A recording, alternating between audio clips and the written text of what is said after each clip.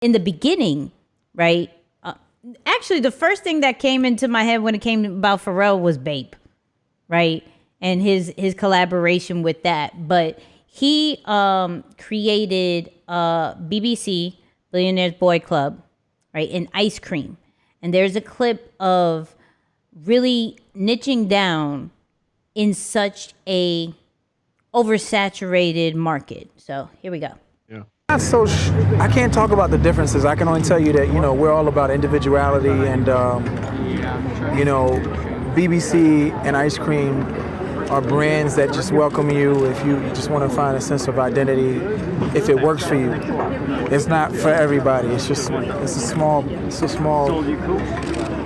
community of us who just want to, it's all about self-expression. Because you look at Rockaware and G-Unit and Fat Farm and stuff like that. It's a thing that's just being done because rappers are able to do it for the people that like hip hop music. But this isn't just really marketed to rappers. This is just like it has a more versatile appeal to people. So, this is going to go touching on really narrowing down your audience, right?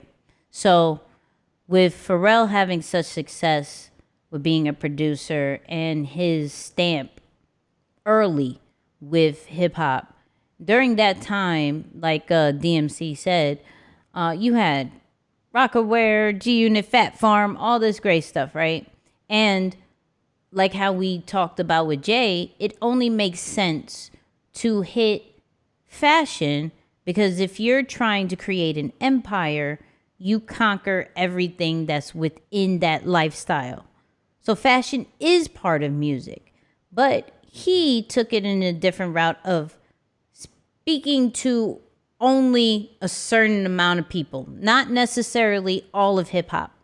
Now, if hip hop took it, cool, but it was more of an elite kind of skateboard kind of vibe that isn't super popular in hip hop at the time. Now, when Lil Wayne started skateboarding, everybody wanted to start skateboarding. It was weird. But the Pharrell fashion, the way he did things, even with the sneakers with Bape and all that great stuff, was just a different audience of hip hop than the regular smegular. So, Moose, I know it was at, I think 2005 was BBC. You have the stats. I don't know. All I know is that they were making 25 million. The only stat I do know is they were making 25 million a year. Okay. Yeah. Off of being really specific with who they talk to, right? They said it right there. It's not for everybody. If you like this kind of style, cool. And there's a lot of brands that are trying to talk to everybody, trying to talk to the whole industry, when the money is really in when you could talk to a specific audience, when you could talk to a specific crowd and make them feel special or make them feel as if they are a certain status. They called it Billionaire Boys Club, and then they came up with a Billionaires Girls Club, right? Mm-hmm. Already making you feel like a certain kind of status. If I get this, I'm part of this club, right?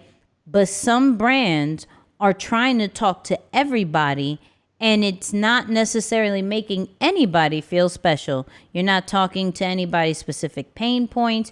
You're not trying to get them to a new level. You're not trying to fill any of their desires. You're just trying to make a bag, and there's nothing wrong with it. But how big are you trying to get the bag? Or are you just trying to go by to be a regular brand that doesn't stand out, that's just paying the bills and everything like that? Because that's going to hit a ceiling. When you could talk to a specific crowd, like Nicky and Moose show is not for everybody, okay? It's for a specific crowd. And because we're catering to a specific crowd, we could direct certain people to this situation, to that situation. If we're saying, hey, we're going to do an event, there are people who will come join us because we're specifically talking to their needs, right? Who are you speaking to, and what specific needs, what specific desires are you fulfilling for them? And so with that, just a clothing line, and people may think that's so simple or, super materialistic, but there was a clip earlier on that particular interview where there was a guy who were BBC'd out. He had a book bag, he had a jacket, he had a hat, he had a shirt, he had a hoodie, he had a jacket over the jacket. He had the pants, socks. I think they had underwear. He was like, look, this is my favorite brand. And it's what they represent. It's how they make me feel is why I buy it. It's not because it's trending. It's not because of who it's from. It's how they make me feel and how they specifically talk to me and not everybody else, right? So when you're building your brand and business and all that great stuff, like, you really need to pay attention to who you speak to and stop trying to talk to millions of people, because if millions of people came to your door, would you know what to do with them anyways? Would you know how to talk to their specific pain points and problems? I feel like I'm in my bag. Let me go. Go ahead, Hey, I'm enjoying the ride today. You killing them today. I'm just out here like, hey, do I need to catch a rebound? Do you need some water? You need you need some? But Moose, talk to them about just Pharrell's like entire like ventures, like everything from the jeans to the BBC. All that great stuff. Like, you have the stats.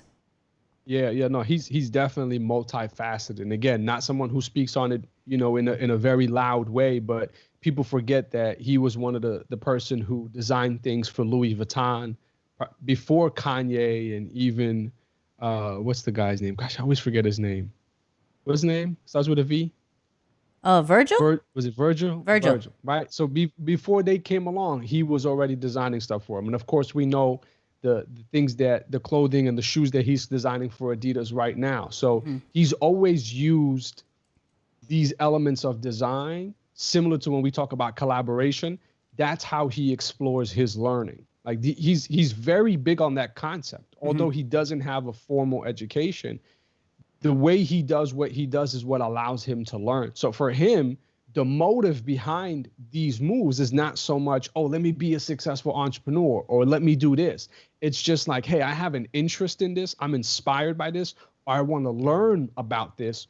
And that usually trigger and dictate his moves as how he navigates all throughout. But I just want to go back to touch on something that you talked about, to speak specifically to one person. I think it really helps sometimes when we begin to, even before we start, as a business or as a brand, as an entrepreneur, whichever you're designing, really make a list of who you're not for and be okay with that. Like, sometimes you really just need to tell yourself ahead of time, hey, these people are probably not going to like me.